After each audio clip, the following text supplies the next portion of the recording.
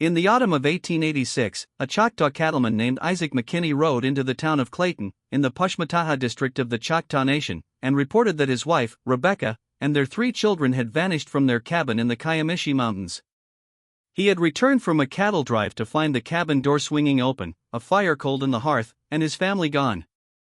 No tracks. No blood. No sign of struggle. The local Lighthorsemen, the Choctaw tribal police, searched the surrounding hills for 3 weeks. They found nothing. The case was closed. But 40 years later, in 1926, a surveyor for the new Oklahoma Railroad stumbled upon something in those same mountains. Buried beneath a collapsed rock shelter, wrapped in oilcloth and bound with rawhide, he found a leather-bound ledger. Inside were names, dates, and a confession. What the surveyor discovered that day would reveal not just what happened to Rebecca McKinney and her children, but a secret conspiracy that reached from the coal camps of Indian Territory all the way to the marble halls of Washington, D.C. A conspiracy that rewrote the history of the American West. A conspiracy that still, to this day, has never been fully uncovered. To understand what the surveyor found, you have to understand the world of the Choctaw Nation in 1886. When the United States Congress passed the Indian Removal Act in 1830, the Choctaw were the first of the 5 civilized tribes to be forcibly relocated from their ancestral homelands in Mississippi, Alabama, and Louisiana. They walked the Trail of Tears in the winter of 1831, losing a quarter of their people to disease, starvation, and exposure. In exchange for their homeland, the Treaty of Dancing Rabbit Creek promised the Choctaw a permanent, sovereign territory in what is now southeastern Oklahoma. They built schools, churches, farms, and a constitutional government modeled on the United States. They established a court system, a police force, the Lighthorsemen, and a national capital at Tuskahoma. By 1880, the Choctaw Nation had become one of the wealthiest and most educated communities in the American West. They published newspapers in both Choctaw and English. They ran boarding schools. They sent delegates to Washington to protect their sovereignty. But beneath this prosperity, something dark was stirring. The railroads were coming. And with them came the coal speculators. The Choctaw Nation sat atop some of the richest coal deposits in North America. As early as the 1870s, outside investors had begun demanding access to these resources. The Choctaw, under their own laws, strictly forbade the sale of tribal land to non-citizens. But American businessmen were nothing if not creative. They found a loophole in the Choctaw Constitution, or rather, they created one. Through a series of bribes, political pressure, and legal threats, they convinced a faction of Choctaw leaders to grant leases on coal lands. Not a sale, you understand. Just a lease. A lease that could be renewed, extended, and passed down through generations until it was, for all practical purposes, ownership. The problem was that these leases were illegal under Choctaw law. And the vast majority of Choctaw citizens, the traditionalists, the families who remembered the Trail of Tears, were opposed to them. But the coal speculators didn't care. They had money. They had lawyers.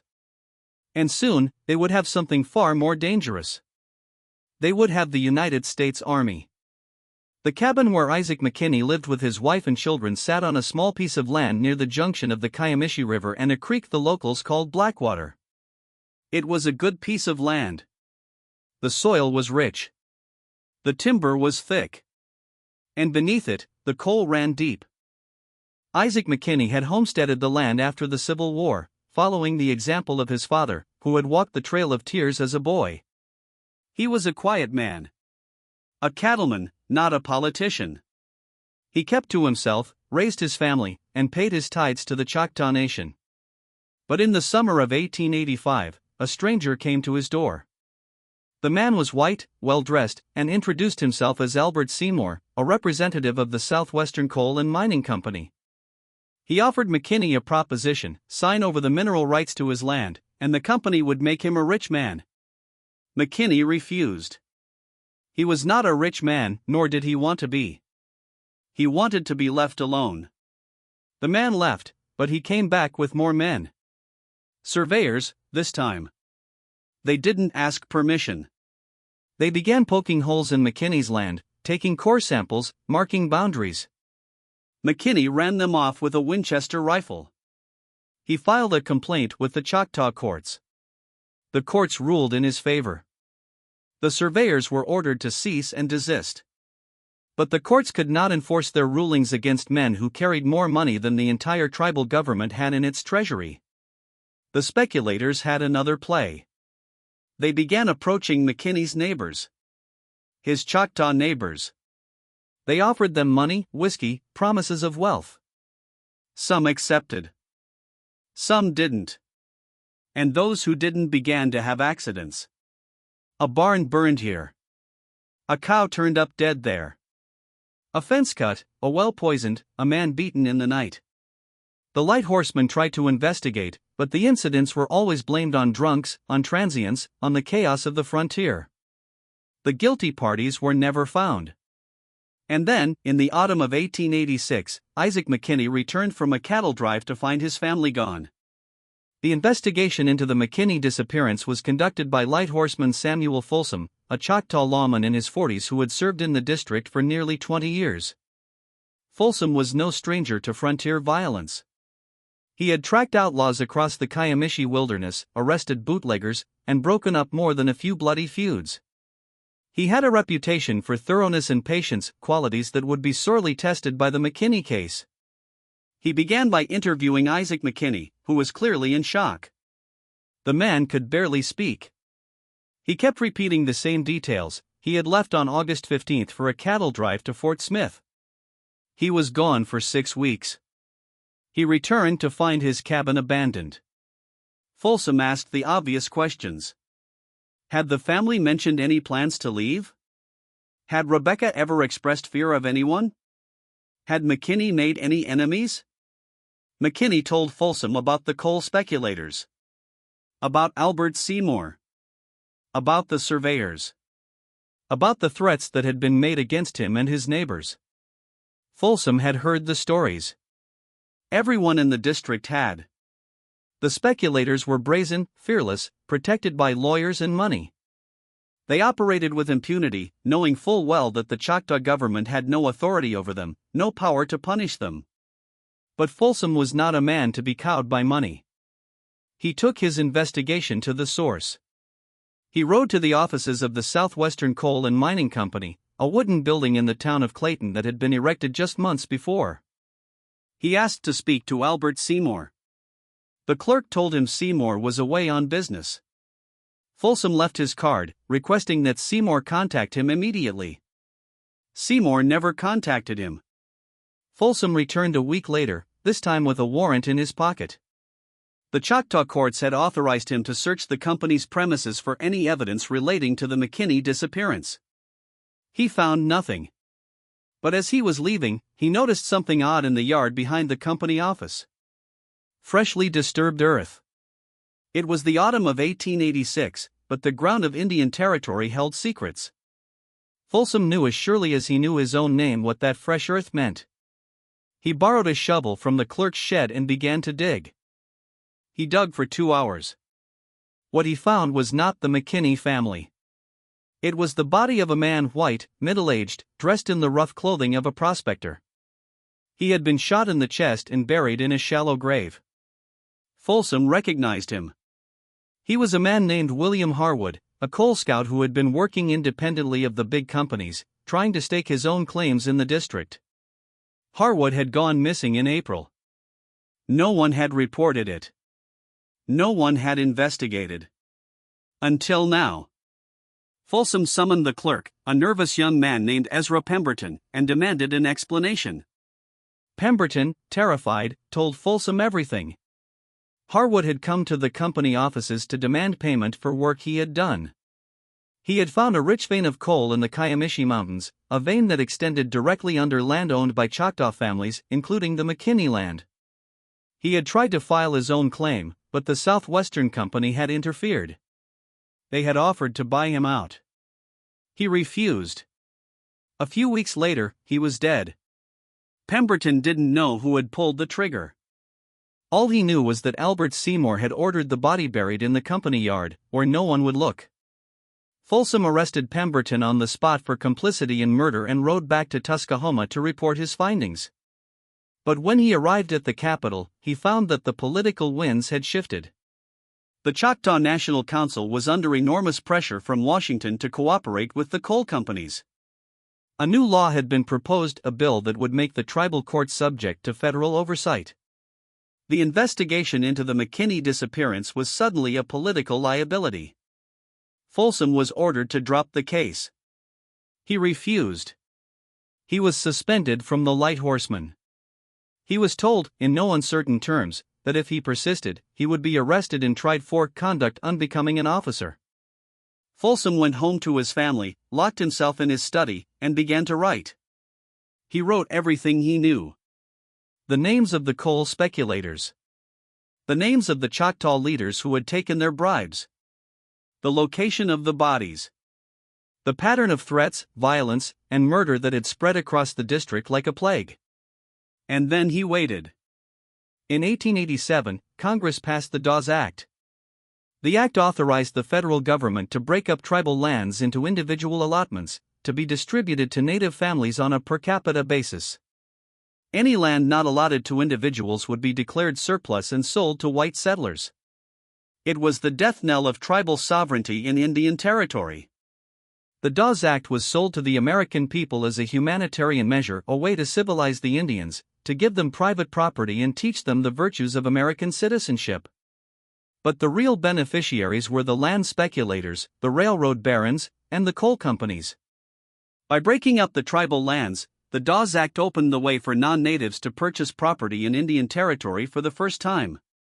The coal companies could now buy the mineral rights they had been trying to steal through illegal leases. The Choctaw Nation, which had maintained its sovereignty for nearly half a century, was being dismantled from the inside out. The McKinney case was never solved. Rebecca McKinney and her children were never found. Isaac McKinney, broken by grief, abandoned his cabin and his land and moved west, into the Texas Panhandle. He was never heard from again. Samuel Folsom, the Lighthorseman who had tried to bring the speculators to justice, continued to investigate in secret, collecting evidence and building a case that he hoped would one day expose the truth. But in 1891, he died of a sudden illness. His family always believed he was poisoned, and the case died with him. Or so it seemed. The surveyor who found the ledger in 1926 was named Charles Goodnight, no relation to the famous cattleman, though he always claimed they were cousins. Goodnight was working for the St. Louis and San Francisco Railroad, surveying a right-of-way through the Kiamichi Mountains. On a Friday afternoon in September, with the sun dropping behind the peaks, his mule slipped on a loose rock and tumbled down a steep embankment. Goodnight followed the animal, cursing his luck, and found himself in a dry streambed beneath an overhang of sandstone.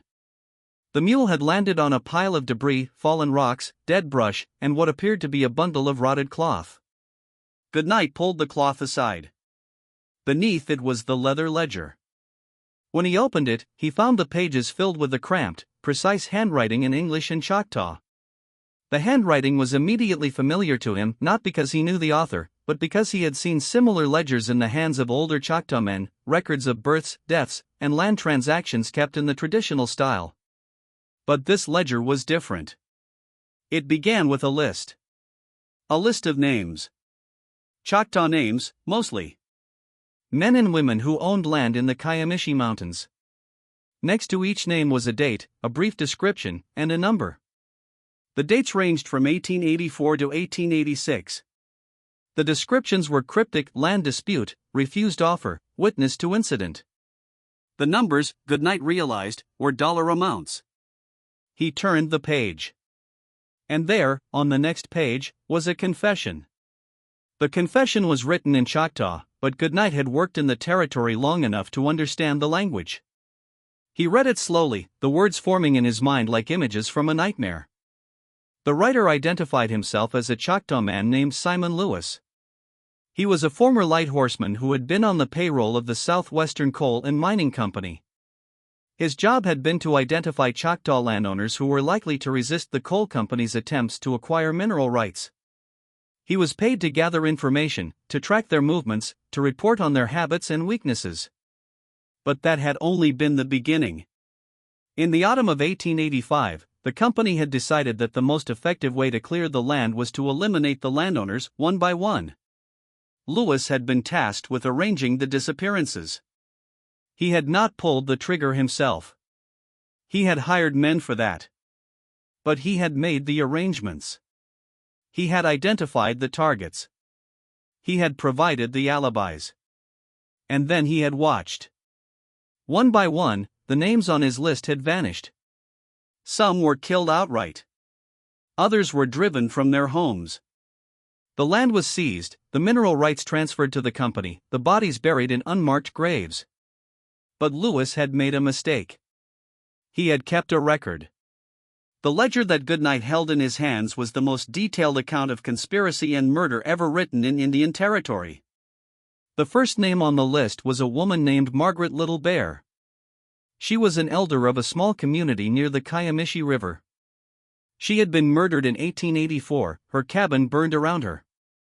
Her land had been transferred to a subsidiary of the Southwestern Company 3 months later. The second name was a man named Joseph Hummingbird. He was a farmer with a large family. In 1885, he had been found dead at the bottom of a ravine, his horse beside him, an accident. The Lighthorsemen had ruled.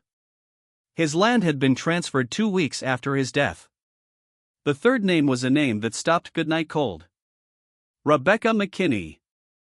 Next to her name was a date, August 17, 1886.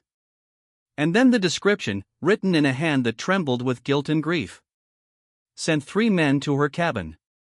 They returned and said the woman and children were killed. I ordered the bodies taken to the cave at Dead Man's Hollow and hidden. Goodnight stared at the words for a long time. He had heard the name Rebecca McKinney. Everyone in the district had heard the name. It was a ghost story, a cautionary tale told to children. A woman and her children vanished into the mountain, never seen again. And now he knew where they were. Dead Man's Hollow was a place that even the oldest Choctaw avoided. It was a narrow canyon in the Kiamichi Mountains, so steep and so deep that sunlight only reached the bottom at midday. The walls were limestone, etched with ancient carvings that no one could explain, symbols that the elders said were placed there by spirits, or by something worse. The hollow had a reputation. It was where people went to disappear. Goodnight had heard the stories. A trapper who had gone into the hollow in 1872 and emerged 3 days later, babbling about voices in the rock. A pair of cattle rustlers who had used the hollow as a hideout and had been found dead, their throats slashed by no human hand. A Choctaw medicine man who had declared the hollow cursed and warned his people never to enter it. Goodnight didn't believe in curses. He believed in evidence. He gathered a team of men, railroad workers, a few surveyors, and one Choctaw guide who refused to get within a mile of the hollow, and set out to find Dead Man's Hollow. It took them 3 days to find it. The hollow was hidden behind a curtain of moss and rock, a narrow fissure in the mountain that opened into a canyon so dark it seemed to swallow the light itself. The air was cold and still, carrying the faint smell of decay. They searched for 4 hours. And then, in a small side passage, they found it. A pile of bones. The bones were old, bleached white by time. They lay in a heap at the bottom of a shallow depression, covered by a thin layer of dirt and rock. Someone, Goodnight guessed it was the hired men, had tried to hide them, but the weather had exposed them over the years. He counted the bones. There were 2 adult skeletons, one large and one small. And 3 smaller skeletons, the bones still fused in places, the unmistakable remains of children. Goodnight did not touch them. He left the bones where they lay and went back to his camp to send a telegram to the authorities in Tuskahoma. The bones were collected 3 days later by a team from the Choctaw government, now operating under the authority of the Dawes Act.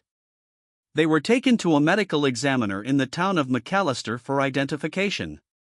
The skeletal analysis confirmed what Goodnight already suspected. The bones belonged to a woman in her late 20s, a man in his early 40s, and 3 children between the ages of 2 and 10. Rebecca McKinney, Isaac McKinney, and their children. But there was a problem. Isaac McKinney had not been reported missing in 1886. He had been last seen alive in the Texas Panhandle in 1887, a year after his family's disappearance. And according to all records, he had died in 1893 in a cattle stampede, his body never recovered. Someone had taken his bones to Dead Man's Hollow. Someone had wanted the world to think he was dead. The bones of the McKinney family were a bombshell. Goodnight's discovery, combined with the ledgers of Simon Lewis, led to the reopening of the investigation into the coal company conspiracy. Federal authorities, now stationed in the Indian Territory as part of the transition to statehood, began interviewing witnesses, exhuming bodies, and poring over company records. What they found was staggering. The Southwestern Coal and Mining Company was not the only one involved. There were at least a dozen companies operating in the Choctaw Nation, all connected by a web of interlocking directorships, shell corporations, and silent partners. The money came from St. Louis, Chicago, and New York. The political backing came from Washington, where powerful senators and congressmen had been bought with coal money and stock options. The conspiracy went all the way to the top. In 1928, the federal government brought charges against 37 individuals, including 3 former Choctaw National Council members, for federal land agents, and the president of the Southwestern Coal and Mining Company. But the trial was a farce. Witnesses had died or disappeared. Documents had been destroyed. The political winds had shifted again, this time in favor of the companies, who had become too powerful and too well connected to face justice. The defendants were acquitted. The bones of the McKinney family were quietly reburied in an unmarked grave in the town cemetery. The ledgers of Simon Lewis were filed away in the federal archives, where they were forgotten for decades. The coal companies continued to extract minerals from the Choctaw Nation until the mines played out in the 1950s. By then, the Choctaw Nation had been dismantled, its lands broken up and sold, its people scattered across the West. The conspiracy died with the mines. Or did it? In 1998, a historian named Dr. Elizabeth Mallory discovered the Lewis ledgers in the National Archives while researching coal mining in Indian Territory. She was an expert in Choctaw history, a professor at a university in Oklahoma, and she knew the story of the McKinney family. It had been told and retold in her family for generations. Her grandmother had been a neighbor of the McKinneys in the Kiamichi Mountains. She read the ledgers with a mixture of horror and awe. Here, in the faded ink of a century-old document, was the proof of what her family had always suspected, that the disappearance of the McKinney family was not a random tragedy, but a calculated act of corporate murder. But there was more. As she studied the ledgers more closely, she noticed something odd. The handwriting of the confession was not consistent. The early entries were written in a firm, steady hand. The later entries, the ones describing the murders, were written in a hand that was tremulous, uneven, almost panicked. It was as if Simon Lewis had been forced to write the confession under duress. She compared the ledger to other documents in the archives, letters, court records, company memos. And she found a match. The handwriting of the confession was identical to the handwriting of Albert Seymour.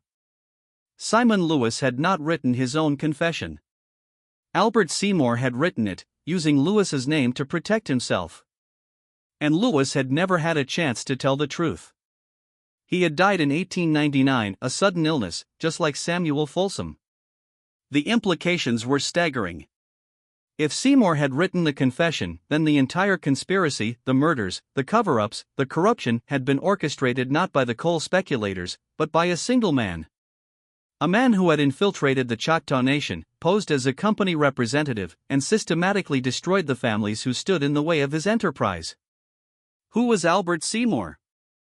Dr. Mallory searched for his identity in the archives. She found records of a man named Albert Seymour who had been a federal land agent in the 1870s, working for the Bureau of Indian Affairs. He had been dismissed from his post in 1879 for irregularities in land transactions. He had resurfaced in the Choctaw Nation in 1884, working for the Southwestern Coal and Mining Company. He had disappeared after the trial in 1928, never to be seen again. She searched for his photograph, his letters, his personal effects. And she found nothing. Albert Seymour was a ghost. But ghosts leave trails. Dr. Mallory traced the money.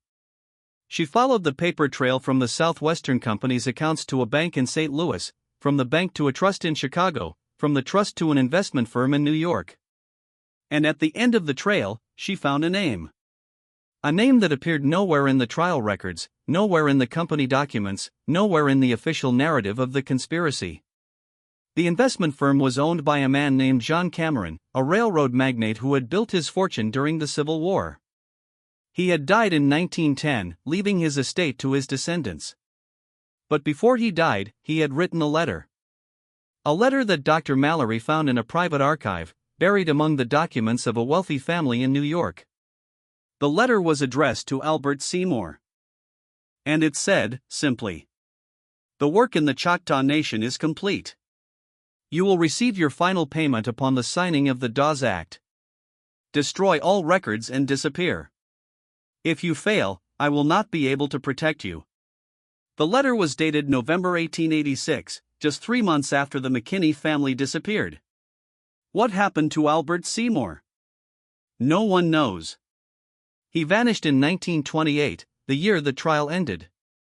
No death certificate, no grave, no record of any kind. Some say he fled to Mexico, to South America, to Europe. Some say he assumed a new identity and lived out his life in obscurity. Some say he was killed by the men who had hired him, silenced before he could tell the truth. The truth is, no one knows. And that may be the most haunting question of all. Today, the Kiamichi Mountains are still wild. The coal companies are gone, their mines sealed and abandoned. The Choctaw Nation has re-emerged as a sovereign government, reclaiming its rights and its culture after decades of oppression. The town of Clayton has grown into a quiet community, home to descendants of the Choctaw families who survived the conspiracy. And in the cemetery, in the unmarked grave where the bones of Rebecca McKinney and her children were reburied, there is a small stone. It was placed there in 1999, by a descendant of the McKinney family who had found the bones and wanted to give them a proper resting place. The stone bears an inscription in Choctaw and English. It says, "Here lie Rebecca McKinney, her children, and all those who were silenced by greed. Their names are forgotten, but their story is not. May they rest in peace, and may the truth finally set them free." But the truth is not complete. The conspiracy of the coal companies and the railroad barons was never fully revealed. The men who ordered the murders were never punished. The network of corruption that stretched from the Choctaw Nation to the halls of power in Washington has never been fully exposed. And one question still haunts the Kiamichi Mountains. Who was Albert Seymour? How did one man, operating in the shadows, orchestrate a conspiracy that stole land, destroyed families, and reshaped the history of Indian territory? And who was the man behind him? The letter to John Cameron reveals a connection, but it also raises new questions. Was Cameron the mastermind, or was he just another agent in a larger conspiracy? We may never know. The records that could answer these questions are lost, burned, or buried in private archives that no researcher has ever been able to access. The witnesses who could have testified are long dead. The conspiracy that killed the McKinney family and so many others has faded into the mist of history. But the bones remain. And the story remains. And as long as we remember the story, the truth will never be forgotten. There is a lesson in the story of the McKinney family. It is a story of greed and power, of men who saw the land and its people not as human beings, but as obstacles to be removed. It is a story of corruption that reached the highest levels of government, of crimes that were never punished, of justice that was delayed for more than a century. But it is also a story of resilience. The Choctaw Nation survived the Trail of Tears, survived the Dawes Act, survived the conspiracy that sought to destroy them. They have rebuilt their nation, re-established their sovereignty, and reclaimed their culture. And the story of Rebecca McKinney and her children, of their disappearance, their murder, and their rediscovery, has become a symbol of that survival. A reminder that the truth cannot be buried forever. A reminder that even in the darkest corners of history, there is always light. But as we close this chapter, as we step back from the Kiamichi Mountains and into the present, there is still one thing that doesn't quite add up. In the 1926 ledger, Simon Lewis or Albert Seymour wrote that the bodies of Rebecca McKinney and her children were hidden in a cave at Dead Man's Hollow. But the bones that were found in Dead Man's Hollow in 1927 did not match the description in the ledger. Rebecca McKinney's bones were found in a shallow depression, not a cave. And she was not alone. she was buried with a man. A man whose bones were identified as Isaac McKinney, but Isaac McKinney had died in Texas in 1893, 6 years after his family's disappearance, in a cattle stampede. How could Isaac McKinney's bones be buried with his wife in Dead Man's Hollow? Unless Isaac McKinney never went to Texas. Unless Isaac McKinney never died in a cattle stampede. Unless Isaac McKinney was the man who wrote the confession in the ledger. Unless Isaac McKinney was Albert Seymour. We may never know the full truth. But one thing is certain. The story of the McKinney family is not a story of the past. It is a story of the present. A story of the forces that continue to shape our world, the forces of greed, power, and corruption that seek to destroy everything that stands in their way. And a story of the resilience of the human spirit, the determination of a people to survive, to remember, and to seek justice, no matter how long it takes. The Kiamichi Mountains still hold secrets. The bones still lie in the earth. And the story, like the wind through the pines, still whispers in the darkness. Who was Albert Seymour? The answer may still be out there, waiting to be found.